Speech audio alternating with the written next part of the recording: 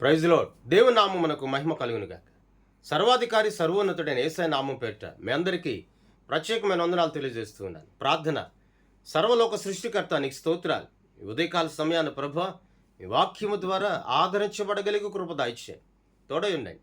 యేసయ్య నామమును అడుగుచున్నాము తండ్రి. ఆమేన్. దేవుని వాక్యములకు వెళ్దాం. నెహెమ్యా గ్రంథం 6వ అధ్యాయం 3వ వచనాన్ని చదువుకుందాం. అందుకు నేను చేయు పని గొప్పది, దాన్ని విడిచి మీ యొద్దకు వచ్చుటకై నేను దాన్ని నిందుకు ఆపవలను, నేను రాలేనని చెప్పుటకు దూతలను పంపితిని. ఈరోజు నీ మాట మనం జ్ఞాపం చేసుకుందాం. దేవుని మందిరాన్ని తిరిగి మరల అది కట్టడానికి పనిని పూనుకొని ఉన్నటువంటి నెహెమ్యా అది పని చేయుచున్నప్పుడు ఎన్నో దోషణలు వచ్చాయి, ఎన్నో ఆటంకాలు వచ్చాయి, ఎన్నో అడ్డంకులు వచ్చాయి. కానీ వాటన్నిటిని కూడా విడిచిపెట్టమని ఆ పట్టణంలో ఉన్నటువంటి అనేక మందిని తన యొద్దకు పంపించినప్పుడు ఇక్కడ నెహెమ్యా అంటాడు, నేను చేయు పని గొప్పది అంటున్నాడు. నిజమే, దేవుని పని గొప్పది, దేవుని చేత ఏర్పరచబడినది గొప్పది, దేవుని చేత దేవుని కృప ద్వారా చేయబడుతున్నది, దేవుని జ్ఞానము ద్వారా చేయబడుతున్న పని గొప్పది. అది అంటాడు, ఈ పనిని నేను విడిచిపెట్టను, ఈ పనిని నేను విడిచిపెట్టి రాలేను. నిజమే, ఈరోజు నీవు నేను కూడా దేవుడు నాకు ఒక పని అప్పగించాడు, ఒక బాధ్యతను అప్పగించాడు. ఏమిటా బాధ్యత అంటే రక్షింపబడలేని వారికి మాదిరికరముగా బ్రతికే ఒక పనిని అప్పగించాడు. రక్షింపబడలేని ఇతరులు నిన్ను చూచినప్పుడు, మార్పు లేని ప్రజలు ఇతరులు నిన్ను చూచినప్పుడు, మారలేని స్వభావం కలిగిన వారు నిన్ను చూచినప్పుడు నీలో వారికి క్రీస్తు కనబడాలి. అదే దేవుడు నాకు అప్పగించిన గొప్ప పని. మరి క్రీస్తు నీలో నాలో కనబడాలి అంటే మన జీవితాన్ని మనం మార్చుకోవాలి కదా, మన బ్రతుకును మనం మార్చుకోవాలి కదా, మన ఆలోచనలు మార్చుకోవాలి కదా, మన తలంపులను మనం మార్చుకోవాలి కదా.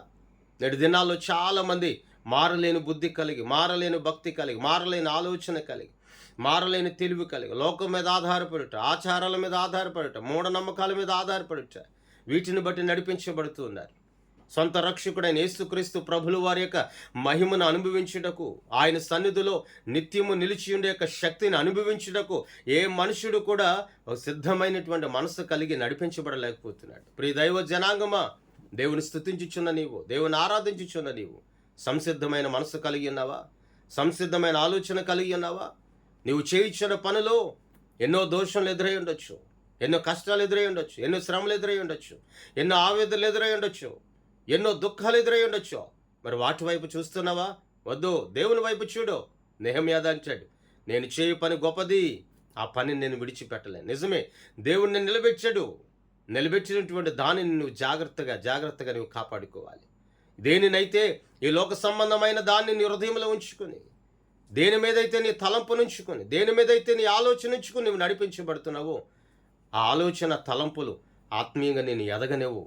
ఈరోజు నువ్వు ఆత్మీయంగా ఎదగాలి, నెహెమ్యా వలె ఫలించాలి, నెహెమ్యా వలె దీవించబడాలి అంటే దేవుని వైపు చూడు. ఎన్నో దోషంలో వచ్చినా వాటి వైపుగా దేవుని వైపు చూడు. దేవుడి సంపూర్ణమైన శక్తిని నీ కలుగు చేస్తాడు. మార్చులు నీ జీవితంలో నీరు కట్టి ఫలించునుగాక. ప్రార్థన. పరలోకమందున ప్రియ పరలోకపు తండ్రి, నీకు స్తోత్రాలయ్యా. ఈ ఉదయకాల సమయాన ఈ మార్చ ద్వారా మేమందరం దర్శింపబడుటకు సహాయం చేయండి. ఈ మార్చ మా జీవితంలో నీరు కట్టి ఫలించునుగాక. శక్తిని దయచేయండి, ఆరోగ్యమును దయచేయండి, బలపరచండి, ఎముకల సత్తువ బలమును దయచేయండి, అభివృద్ధిపరచండి, ఆశీర్వదించమని, నడిపించమని యేసయ్య నామమున అడుగుచున్నాము తండ్రి. ఆమేన్. దేవుని సన్నిధి మీ అందరికీ సదాకాలం తోడయుండి నడిపించునుగాక. ఆమేన్. మీ అందరికీ వందనాలు తెలియజేస్తున్నాను.